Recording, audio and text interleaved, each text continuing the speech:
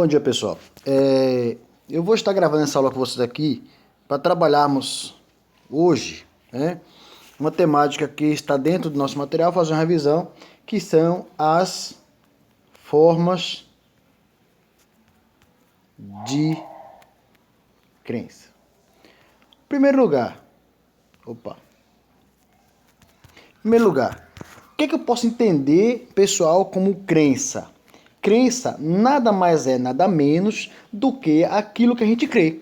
Numa tradução simples, crença nada mais é do que aquilo que a gente crê. Logo, pessoal, se eu creio, por exemplo, em determinada situação que me faz compreender que essa estrutura na qual eu estou trabalhando, eu creio, quando eu creio em Deus, quando eu creio na maçonaria, quando eu creio no espiritismo, quando eu creio que a natureza é Deus, no caso dos índios, tudo isso compõe o que vamos chamar aqui de forma de crença. Outra observação relevante, tá? Em relação às crenças. Essa crença no qual eu estou narrando aqui para vocês, ela tem um papel muito importante naquilo que os indivíduos estão vivendo dentro da sociedade. Como, por exemplo, essa mesma crença ela pode influenciar tanto para o bem quanto para o mal. Ora, aquilo no qual eu vou estar observando no processo da crença e de que forma essa crença vai me influenciar para o bem ou para o mal. Bom, pessoal, tem gente, por exemplo, que essas ações morais, eu posso, por exemplo, ser fanático e cometer determinadas situações diante de um fanatismo religioso. Professor, me dá um exemplo aqui. Te dou um exemplo clássico disso aqui, está no terrorismo, que utiliza a religião como o exemplo clássico, é o fundamentalismo religioso, ou fundamentalismo islâmico, ou fundamentalismo naquilo que você o segue. Então a crença ela vai ter um papel importante nesse processo de transformação. Então, numa realidade mais básica nessa compreensão, eu já lhe adianto aqui quem está visualizando o capítulo 5 e essa revisão básica, essa abordagem rápida que o professor está fazendo para a prova de vocês de filosofia, tem um quê de importância tão grande. Quando vocês pegarem as questões de prova, vocês terão, acredito eu, uma facilidade melhor para compreender. Então, o objetivo no qual a gente vai estar vivendo isso aqui agora é compreender que essa crença ela abrange não somente a ideia do crer, mas perpassa também pela sua fé. A fé naquilo que você crê, a fé naquilo que você vivencia. Ora, tem gente que usa de má fé. Usar de má fé é você, por exemplo, dentro de uma crença que você compactua, você se passar de bonzinho para agir com determinado ato mal ou negativo. Então, as formas de crença, no qual o professor vai estar abordando aqui agora, eu posso chamar isso aqui de forma de crença ou os tipos de crença, tá? A ideia de crença, ela vai muito mais além do que a gente pensa. Então, os tipos de crença, eu tenho aqui o mito, é um tipo de crença. E esse mito, pessoal, na verdade, ele vem desde a antiguidade. Um exemplo clássico de mito aqui, tem algumas pessoas que falam assim, o mito é tudo aquilo que, né, é verdade, ou então nem sempre o mito é um folclore. Não, pessoal, mito é mito e folclore é folclore. Numa tradução mais popular, o mito é uma forma de crença, tá? E vai predominar, que vai surgir nas sociedades mais tradicionais lá na antiguidade. Eu tenho, por exemplo, para exemplificar para vocês, a chamada mitologia grega, a mitologia grega. A mitologia romana também compõe aqui, uma forma de crença. Tá? Uma forma de crença. Professor, que outra forma de crença o professor dá um exemplo de mito, antes do senhor passar para o próximo tópico. Um exemplo de mito aqui são os mitos gregos. O mito da caverna, por exemplo, é um dos mais conhecidos que a gente já ouviu falar. É o mito do Narciso, onde ele olha para a água e vê seu rosto refletido no espelho. Outro tipo de crença são as tradições. O que são as tradições, professor? As tradições, pessoal, são aquilo que ocorre cotidianamente baseado nos costumes e na vida das pessoas. Professor, me dá um exemplo aí de uma tradição que a gente conhece, né? Que eu posso, por exemplo, lembrar aqui. Vamos lá, eu te digo aqui agora. Uma das tradições que a gente pode lembrar, a exemplo clássico disso aqui, são os rituais religiosos, as tradições religiosas, né? Seja as tradições indígenas, seja as tradições que se pautam no candomblé, seja as tradições do mundo cristão católico. Professor, me dá um exemplo? Te dou. A festa do Nosso Senhor Livramento de Rio Real é uma tradição religiosa, tá? E a questão do mito hoje, pessoal, que ao longo do tempo, né? Então eu citei para vocês as tradições indígenas, com a colheita, a plantação, né? As tradições religiosas em si, no caso da católica, né? As tradições do candomblé, por exemplo, as festividades do candomblé, a exemplo da Bahia, a gente tem o Iemanjá, a festa de Iemanjá em janeiro, a gente tem a festa do Senhor do Bonfim, né? Que é Oxalá. Então são tradições religiosas, mas também contemplam as tradições do candomblé. Em relação ao mito hoje, né, primeiro ano, o mito hoje, ele vai muito mais além de uma realidade que a gente convive todos os dias. Né? Outra tradição que eu estava esquecendo aqui, pessoal, ritual de ano novo, festas como Copa do Mundo, enfim. Mas o que eu quero chamar você é o seguinte: o mito hoje ele vai muito mais além de uma explicação filosófica. O mito hoje, pessoal, ele perpassa numa explicação mais científica, tá? Essa explicação mais científica é muito importante para a gente perceber o seguinte: quando que esse mito ele vai passar a ser mais considerado científico? Quando as sociedades, pessoal, elas se tornam mais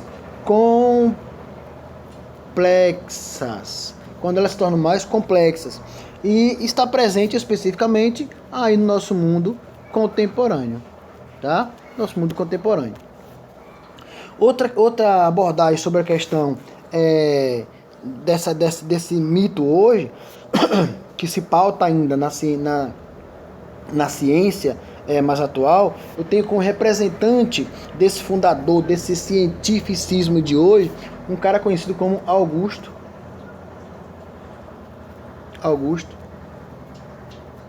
Comte. Ele era considerado positivista, né? O que temos na bandeira brasileira, por exemplo, primeiro ano, que é isso aqui, ó, ordem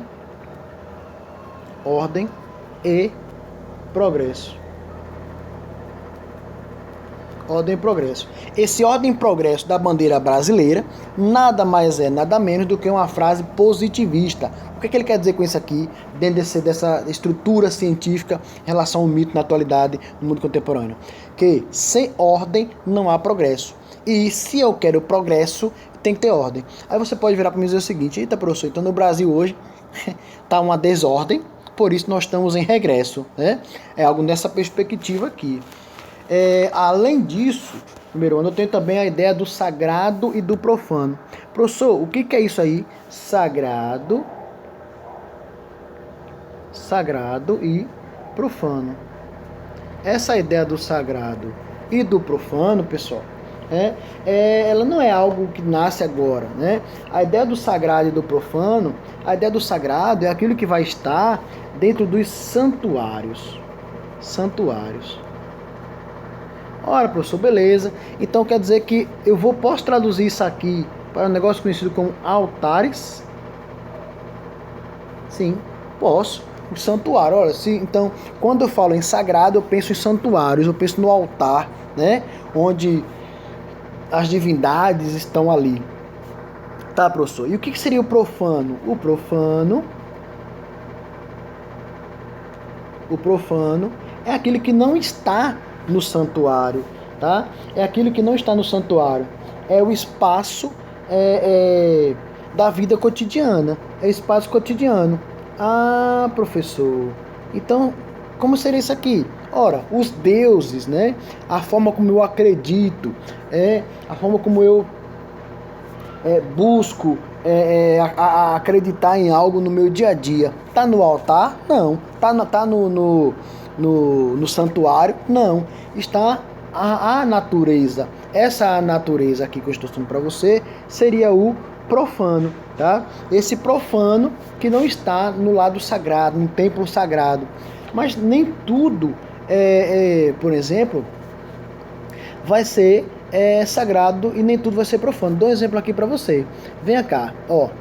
O que a religião entende como sagrado? Sagrado é tudo aquilo, por exemplo, se eu faço uma festa religiosa, por exemplo, a festa do Senhor do Bonfim, né, na Bahia. Ora, lá em Salvador, na Bahia inteira, mas vamos pensar em Salvador. Ela é considerada, não importa se vai ser celebrada fora da igreja ou dentro da igreja, porque eu vou estar celebrando uma festa religiosa. Logo, vou ser considerado essa festa uma festa sagrada, né? Mas aí, de repente, na Rua de Baixo, na Cidade Baixa, lá em Salvador, colocaram um trio, né? Com várias bandas arrastando a multidão. Só que esse trio foi em comemoração à festa do Senhor do Bonfim. Ó, não estava cantando música religiosa, pessoal. Não estava cantando música religiosa, certo? Estava cantando Chiclete com Banana, Ivete Sangalo, né? Apesar de ser no dia do Senhor do Bonfim, essa festa não era sagrada. Essa festa era considerada profana. Então vocês percebem aqui a ideia de sagrado e profano é essa estrutura no qual a filosofia vai trazer pra gente aqui, certo? Então esse profano por mais que seja algo consagrado ao Senhor do Bonfim, né? É algo que seja uma abordagem, é uma festa no dia do Senhor do Bonfim, mas é para o Senhor do Bonfim? Não, se não é profana. Se a festa é do Senhor do Bonfim, é sagrada, tá? É uma referência àquela divindade ou àquela tradição. A ideia de divino, que a gente consegue articular a ideia de divindade, né? A ideia de santidade, eu tenho aqui uma característica muito relevante, vocês precisam entender isso. É o caso do teísmo, panteísmo e deísmo. E, professor, esse negócio aí é interessante, sim, e eu preciso que você entenda. Professor, o que é teísmo? É a crença em Deus. Ora, se eu sou teísta, eu creio em Deus. Se eu sou monoteísta, eu creio em um único Deus. E eu vou só apagar aqui para não confundir vocês, ó. Teísmo é a crença em Deus. Em Deus. Teísmo, crença em Deus. Até aqui tudo bem. Por isso que eu posso virar para mim assim, professor, tá. Então uma pessoa que é ateu é uma pessoa que não crê em Deus. Uma pessoa que é ateu é uma pessoa que não crê em Deus. Beleza? Veja assim aqui outra coisa legal. Ora, eu vou colocar outra coisa para você se ligar aqui. Politeísta, isso você sabe. Politeísta. O que é isso? Crença em vários deuses ou mais de um deus. Eu tenho também monoteísta, ou seja, crença em um único Deus. Olha, professor, que legal que eu estou aprendendo aqui agora. Veja quanta informação interessante, primeiro ano. Tá vendo? Tudo isso dentro de crenças do que a gente está abordando aqui agora. Eu também tenho o chamado panteísmo. Professor, o que é panteísmo? Vamos ver. Panteísmo, pessoal, na verdade é um termo grego, né? Que acredita que Deus está em tudo, tá? Eu creio em Deus, beleza, mas, acredito que Deus está na natureza, Deus está nas águas, ou seja, Deus é o criador de tudo. Então, se eu tenho essa versão, se eu tenho essa crença, eu sou panteísta, tá? É a crença que Deus está em tudo. Deus está em mim, Deus está nas águas, Deus está no vento, Deus está no céu. Então, essa é uma versão panteísta, né? Eu também tenho, essa é uma versão defendida, em sua maioria, concebida por um dos pensadores chamados de Spinoza. O Spinoza é um dos autores que vai discutir essa teoria panteísta. E o último tópico aqui vai ser o deísmo. Deísmo, olha professor, que legal. O que é o deísmo, pessoal? O deísmo é uma religião onde eles acreditam que Deus é o ser supremo, né, e criador de todas as coisas, né? Porém, ele seria um Deus ausente, né? Ele deixa a sua sorte, ele não fica te dando regras, te controlando. Dois exemplos aqui desse deísmo, que seguiam o deísmo ao longo da história, vai ser o pensador e filósofo Voltaire,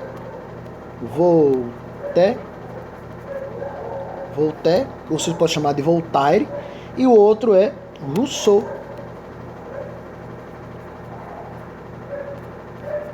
Rousseau. Tá? Observe quanta coisa eu estou citando aqui para vocês, pessoal. Já tem aqui o ateísmo, o agostinismo, né? Que vai concluir que Deus, esse agostinismo, agnosticismo,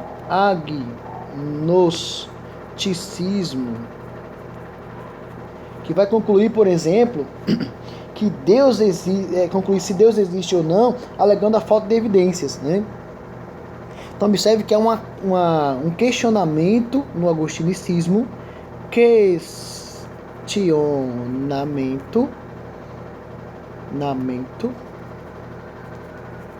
da existência de Deus. E aí eu tenho aqui um dos nomes que vai trazer esse questionamento, vai ser o Kant. Olha, eu estou citando nomes para vocês.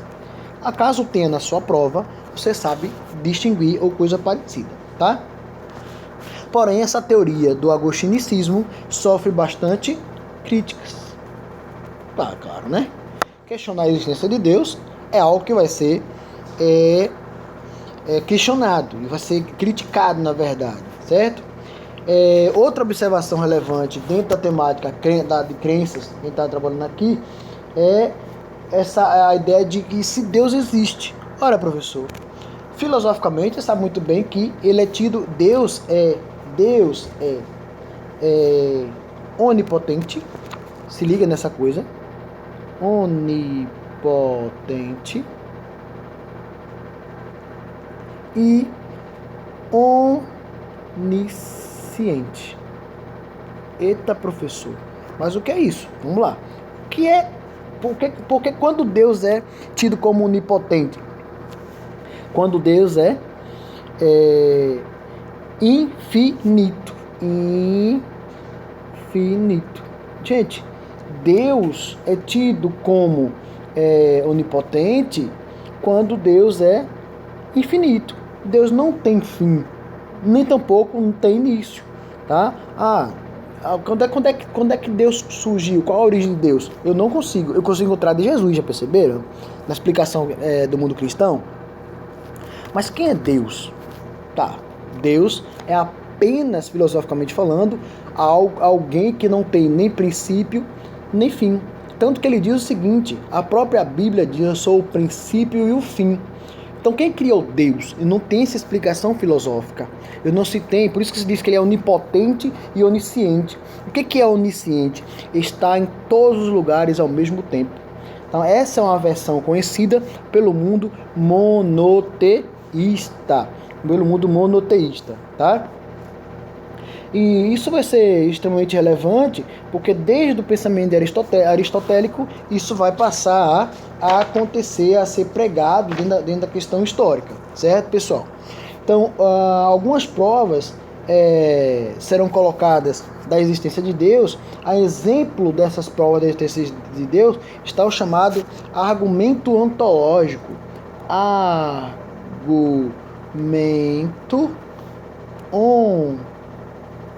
ontológico. Quem vai trazer esse argumento ontológico, pessoal?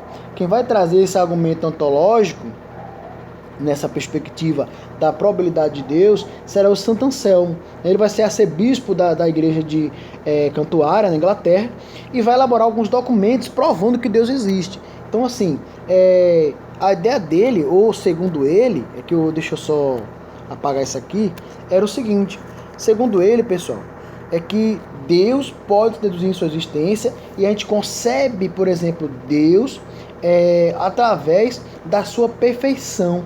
E o que seria essa perfeição? Onde que o argumento ontológico de Deus, ontológico sobre Deus, pode ser observado? Pode ser observado, pessoal, na natureza, pode ser observado nos mares, pode ser observado no vento, pode ser observado na sua vida, quando você morre, quando você nasce. Então essa explicação ontológica vai ser muito importante, porque eu vou ter outro pensador também que vai abordar essa ontologia, que é o Tomás de Aquino. O Tomás de Aquino, primeiro ano, na Idade Média, ele vai trazer essa comprovação e vai dizer o seguinte: Deus é causa e efeito, Deus é movimento e Deus é contingência. Ora, professor, então quer dizer que a explicação do Tomás de Aquino era a seguinte afirmação: que Deus é ao mesmo tempo causa e efeito. Quem vai dizer isso aqui? Tomás de Aquino. Que Deus, o que seria esse causa e efeito? É início e é fim. E quem criou Deus? Não tem um criador. Deus é o criador, tá? Que outra explicação do São Tomás de Aquino? Que Deus é movimento. Outra explicação, ou seja, ele se move, ele move-se por si mesmo. Ele não precisa que ninguém o mova, tá? Essa explicação do São Tomás de Aquino. E outra é a contingência, que Deus não depende de ninguém para existir. Ou seja, ele existe por si só. Olha só que interessante, pessoal. Vejam só o quanto o professor Hélio vem batendo aqui para vocês compreenderem, né?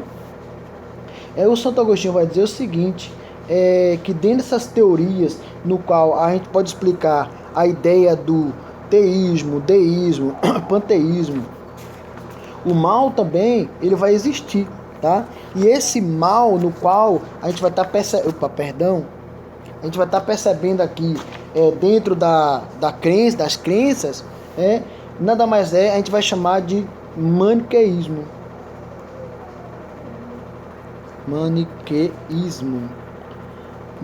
Professor, o que é maniqueísmo? É a crença no mundo onde existe o bem e existe o mal. O mal existe, professor? Existe, claro. Como é que eu chamo isso? Como é que eu chamo a crença onde existe o bem e o mal? Maniqueísmo, tá? Esse maniqueísmo é o que vai fazer com que esse mundo, até o dia de hoje, turma, exista com essas características, com esses desígnios, tá? A ideia de maniqueísmo, ela perpassa também na teoria, no qual eu tenho aqui, maniqueísmo também pode ser considerado a ideia de céu e a ideia de inferno. Isso também seria maniqueísmo. Porque se você parar para fazer uma análise, o bem seria céu e o mal seria inferno. Essa é uma tradução extremamente específica na representatividade do conteúdo de crenças que a gente está utilizando aqui agora. Já falei com vocês sobre fundamentalismo, né? E esse fundamentalismo nada mais é do que essa relação que vai estar ligada muito próximo à questão do islamismo, com o fundamentalismo islâmico, onde você distorce a religião no qual você segue, com algumas teorias terroristas, por exemplo, tá? Dentro das crenças religiosas também eu tenho aqui, pessoal, as chamadas heresias. E o que seriam as heresias? Heresias era tudo aquilo que se colocava contrário a determinada religião. A Igreja Católica, por exemplo, vai considerar na Idade Média heresia você praticar algum tipo de ciência, como a alquimia, né? Ou, no caso, você praticar algumas rezas ou alguns chás, você era considerado na Idade Média como bruxas, né? Essas bruxas que não tinha nada a ver com bruxa de chapeuzinho, com aquela mexendo um tacho, um caldeirão quente, não tem nada a ver com essa situação aqui. Então as heresias, na verdade, pessoal, vai ser tudo aquilo que vai se colocar contrário àquela tradição, àquela crença, por exemplo, tá? E por último, eu tenho aqui para fechar com vocês a ideia do Estado laico, né? O laico, o que é laico? É a divisão, a separação. E no caso do Estado laico, é um Estado, quando eu falo Estado, no caso Brasil, exemplo, né, é um Estado que não tem religião definida. O Império Brasileiro, primeiro e segundo reinado, a colônia, a religião oficial do Império Brasileiro era a religião cristã católica, obrigada pelo rei de Portugal. Católica. Só que quando o Brasil proclama, em 15 de novembro, uma república, pessoal, o Estado deixa de ter uma religião oficial que era católica e passa a ter uma religião, passa a ser um Estado laico. Professor, o que é um Estado laico? Não tem, perdão, deixa eu apagar aqui. Não tem Estado laico. Laico não tem uma religião definida. O país segue aquela religião que deseja seguir, tá? Ora, vocês são obrigados a seguir a religião católica hoje no Brasil? Não, por quê? Porque o Estado é laico. Mas se eu estivesse morando lá na colônia, qual religião que eu era obrigado a seguir? A católica, entende? Essa é a ideia de Estado laico. Então, pessoal, eu quero aqui, desde já, agradecer a vocês pelo carinho, tá? Espero que vocês tenham assistido essa aula para facilitar um pouco o conhecimento da gente e boa prova na aula de amanhã, ok?